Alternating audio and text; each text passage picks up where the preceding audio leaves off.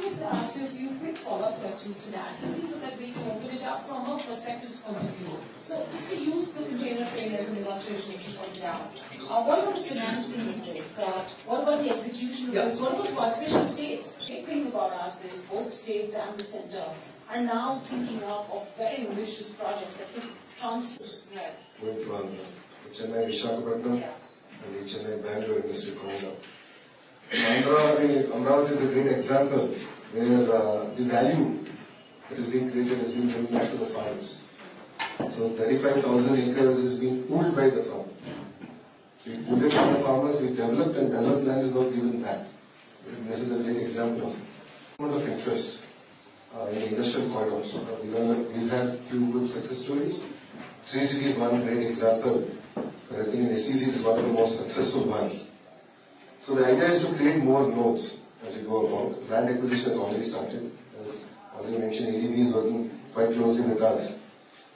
We've also taken a stand that we need to clusterize it. Once the node is there, the specialization of the node is also equally important. Because for business to thrive and execute, what are the kind of industries that should come? Give us an illustration. So a good example is the Silicon Corridor that we have envisaged between the Zaitu. Everyone wants to be the next Silicon Valley, is it? So will be the Silicon Valley, will be the Silicon Corridor. So from Bangalore to Chennai, goes across two districts. So starting from Chennai, Sri City, Renugunta, which is the airport of Tirupati, off to Anantapur and then to Bangalore, we are now seeing a lot of investments in the electronic manufacturing space. And that's very, very important because you need to tie it with the board. Carbon, Celcon, lithium-ion battery manufacturers are all in Renugunta. There's a lot of interest in Anantapur, neighboring Bangalore city. Kia is already there. So we are now looking at a sort of a clusterization. And success globally has been clusterization. So it's about getting the corridors going and clusterizations at the node level. And that's something that's been working for us. Challenges are very few. It's always a case when you're doing large projects, infrastructure has to catch up. In Andhra's case, water has been the biggest challenge. And there's been a frantic pace of linking rivers. So the two rivers of Godavari and Krishna have been linked. And this has enabled us to take water to the most backward district in the country, Anantapur. And because water has come, Kia has come, which is the largest FDI investment.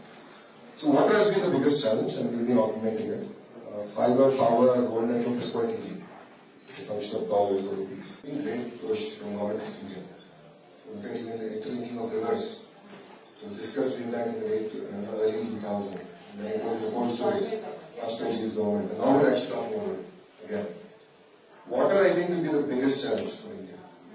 Because power, in flat 3 years, we were able to solve it.